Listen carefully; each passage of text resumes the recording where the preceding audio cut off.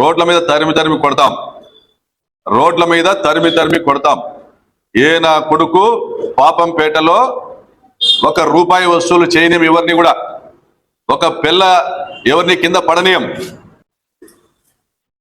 మీరు రాచూరు వంశస్థులు కావచ్చు, గొల్లపల్లి వంశస్థులు కావచ్చు, మీరు కోర్టుకి ఏ ఒక్కరు ఫేక్ డాక్యుమెంట్లు సబ్మిట్ చేసినా, ఈ ప్రాంతంలో ఉన్న ఇళ్లను వ్యవసాయ భూములుగా చిత్రీకరిస్తూ దొంగ పొజిషన్ సర్టిఫికెట్లతో మీరు కోర్టులకు వెళ్ళినా, మీరు ఏ అధికారులు లోపరుచుకొని మీరు ఈ ప్రాంతంలో కోర్టులు వసూలు చేద్దాం అనేటువంటి ఆలోచనతో మీరు ముందుకు వచ్చిన తస్మాత్ జాగ్రత్త. ఇక ఇక్కడ పరిటాలలో నమ్మే పరిస్థితి లేదు.